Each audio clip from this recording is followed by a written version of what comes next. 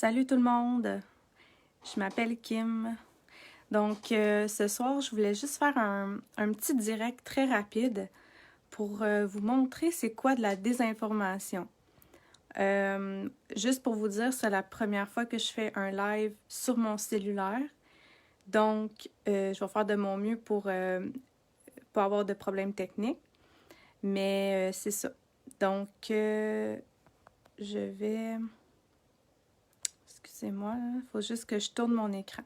Donc, l'exercice que je vais faire avec vous, c'est que je vais lire un article du Journal de Montréal que j'ai lu ce matin. D'accord? Puis je vous le dis, là, ça, c'est un exemple de désinformation qu'on subit depuis 2 ans, là, mais c'est un très bon exemple. Donc, je vais le lire avec vous du début à la fin. Donc, comme ça, vous allez pouvoir voir de quoi que je parle. Donc, excusez-moi pour le... OK. Donc ici, ça a été écrit ce matin, OK? Hospitalisation, les enfants frappés durement par la COVID-19. Donc, ça, c'est le titre. En 1 mois, ils ont été 2 fois plus aux soins intensifs qu'en 20 mois dans un hôpital de Montréal. Bon. On voit ici la petite fille avec sa mère, donc photo très poignante de voir un enfant qui est malade. Ici, c'est écrit Lindy Sevillo veillait auprès de sa fille Arville, 9 ans, à l'hôpital de Montréal, qui a été très malade en raison de la COVID. OK? Donc, ça a été écrit mercredi le 26 janvier.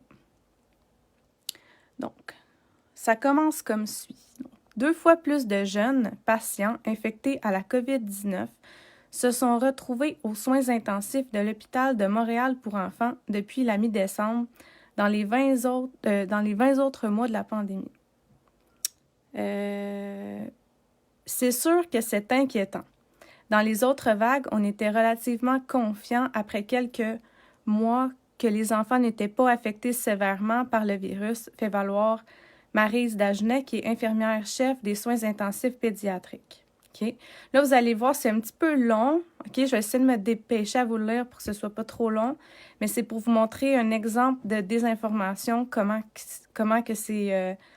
ils font ça là, dans les journaux, dans les médias. Donc, cette infirmière-chef, elle a constaté que depuis le 18 décembre, il y a eu 13 enfants infectés qui ont atterri dans son unité à cause du virus. Là, c'est bien mentionné que la majorité des patients ont généralement des conditions qui affaiblissent leur système de santé, précise-t-elle. Elle ajoute qu'un adolescent de 15 ans en pleine forme s'est récemment retrouvé intubé sous ventilateur et médicamenté pour soutenir son système cardiovasculaire.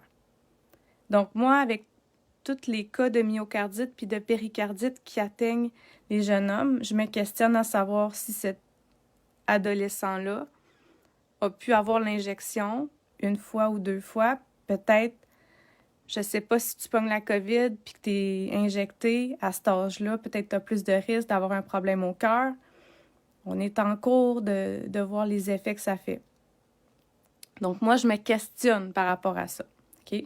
J'ai pas fini. Je suis pas arrivée au pire, là. On ne peut pas savoir qui va être infecté plus ou moins sévèrement. Il peut y avoir des enfants qui vont être à risque dans les classes, souligne l'infirmière qui craint la rentrée scolaire. Trop d'infections. Incluant les 13 patients aux soins intensifs, une quarantaine de jeunes infectés à la COVID ont séjourné à l'unité pédiatrique de l'hôpital de Montréal pour enfants depuis décembre. C'est au moins le triple par rapport au reste de la pandémie. Le fait qu'il y a 5 à 6 fois plus d'infections dans la population générale est directement en cause, estime Christos Karatios, spécialiste en infectiologie pédiatrique. C'est un jeu de chiffres. Si on a beaucoup plus d'enfants à traiter, on va commencer à avoir des enfants qui sont très malades, avoir des décès, prévient-il. Syndrome surveillé. Cette montée en flèche des hospitalisations fait craindre que davantage de jeunes, une fois guéris, développent des syndromes inflammatoires affectant le fonctionnement des poumons ou même du cerveau. Là, on est trop dedans pour savoir si le fait qu'Omicron a infecté plus d'enfants va engendrer plus de syndromes respiratoires. Ça, on va juste le savoir dans 2-3 mois. C'est sûr que c'est la partie la plus inquiétante. Explique l'inhalothérapeute, Jean-François Trudel. Pendant ce temps, les nombreuses précautions pour protéger les travailleurs de la santé des patients contaminés alourdissent le rythme de travail des troupes et leur morale. C'est du moins le cas de M. Trudel. L'une des parties que j'aime beaucoup dans mon métier, c'est la relation avec les parents, de prendre le temps de les rassurer, de leur expliquer ce qui se passe. Là, on n'a pas le temps, se désole-t-il. Donc maintenant, c'est ici que je vais vous amener, OK? Ici, ils ont titré là, « Secoué par l'hospitalisation de sa fille de 9 ans ». Une mère dont la fille de 9 ans s'est retrouvée aux soins intensifs après avoir contracté la COVID-19 appelle la population à redoubler de prudence. On n'a qu'une vie. Vous ne pouvez pas racheter la vie de votre fille, de votre entourage, votre mère, votre frère, votre sœur, insiste Lindy Sevillo, résidente de Côte-Saint-Luc à Montréal. Okay? Sa fille unique, Arville, a contracté le COVID début janvier. Sa famille ignore si elle l'a attrapé de son père, qui a été exposé à une éclosion dans son milieu de travail, ou d'un autre membre de sa famille. Arville, là, c'est ici, moi, que j'ai comme... C'est ce paragraphe-là que je veux vraiment vous lire, mettre l'emphase. Arville, qui devait recevoir bientôt sa première dose de injection, est particulièrement fragile.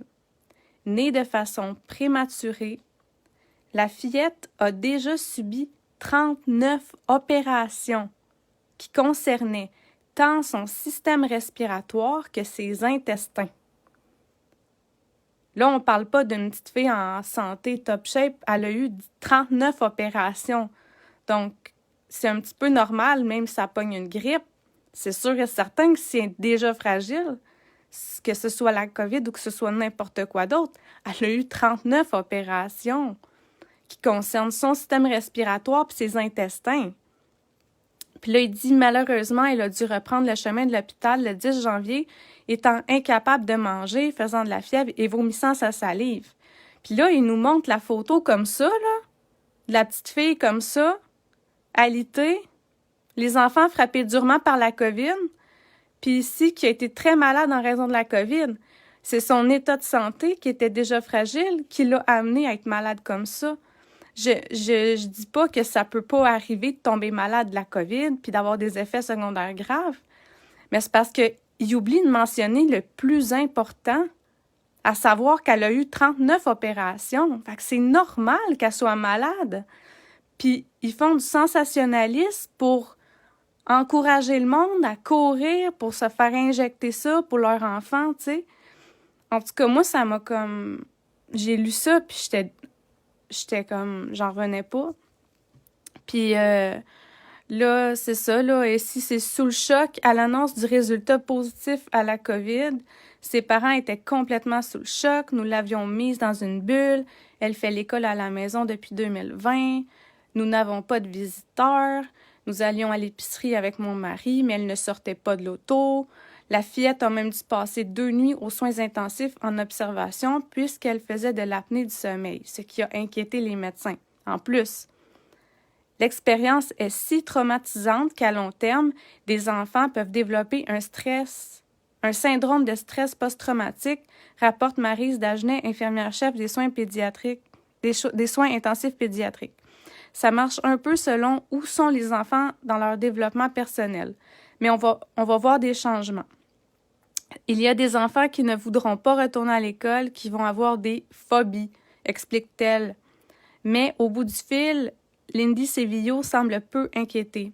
Arville a juste besoin de se reposer et dormir pour qu'elle puisse retrouver l'énergie qu'elle avait. Fait valoir la maman. Ayant repris des forces, c'est finalement après près de 2 semaines à l'hôpital de Montréal pour enfants qu'Arville a pu retourner à la maison. Donc, en gros, c'est ça que je voulais vous dire, comment le titre peut être trompeur, qui donne l'impression que les enfants sont frappés durement par la COVID-19, alors qu'ici, on dit bien qu'il y a 13 enfants, je veux juste pas me tromper, qu'il y a 13 enfants infectés qui ont atterri dans l'unité à cause du virus. 13 enfants. Puis là, il parle spécifiquement du cas de la jeune Harville, qui, elle a été frappée plus durement, mais dans son historique de santé, elle a eu 39 opérations déjà sur son système respiratoire et son estomac, je pense. Donc, on s'entend-tu que c'est du sensationnalisme, c'est de la désinformation pour faire peur aux gens? Moi, je trouve que c'est un exemple flagrant. Quand on montre la photo, regardez la photo, là. Puis le titre, « Les enfants frappés durement par la COVID ». Puis là, ils disent qu'il y en a... Puis là, ils montrent cette photo-là, puis la petite fille, comment elle a l'air maganée. Ils viennent nous toucher par les sentiments. C'est ça l'affaire. Puis, je vais juste leur lire le paragraphe que je vous dis, là. Sincèrement, là, je trouve que c'est de la désinformation puis du sensationnalisme. Harville, qui devait recevoir bientôt sa première dose d'injection, est particulièrement fragile. Née de façon prématurée, la fillette a déjà subi 39 opérations qui concernaient tant son système respiratoire que ses intestins. Puis malheureusement, elle a dû retrouver le chemin de l'hôpital le 10 janvier parce qu'elle a été atteinte de la COVID. Mais elle a déjà des problèmes de santé antérieurs. Et le titre est trompeur. Donc moi, je vous suggère, si vous avez le temps, prenez le temps. Si jamais vous trouvez que ce que je dis, ça fait... en tout cas, vous trouvez que ça fait du sens, vous pouvez faire une plainte au Conseil de presse contre le Journal de Montréal pour désinformation ou pour sensationnalisme ou pour information trompeuse, parce que c'est clair que c'est pas... là, c'est écrit clairement, les enfants frappés durement par la COVID-19.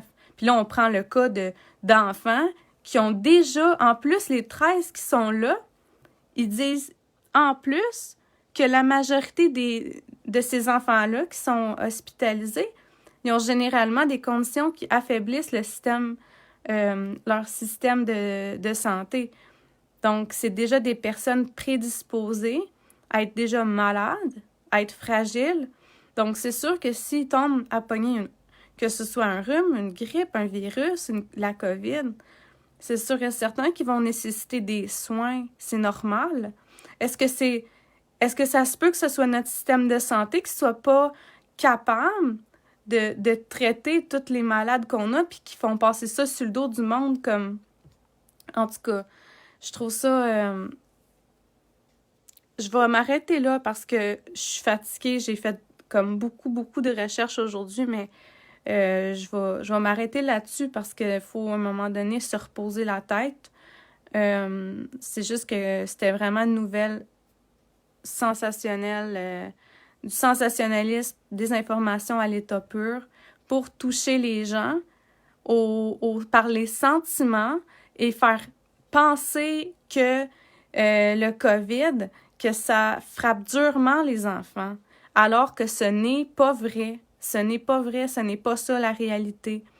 Donc, je vous suggère de continuer de vous informer, partager si vous trouvez que ça fait du sens ce que j'ai dit, puis commenter, puis partager. Puis je vous remercie beaucoup pour votre écoute, puis passez une belle soirée.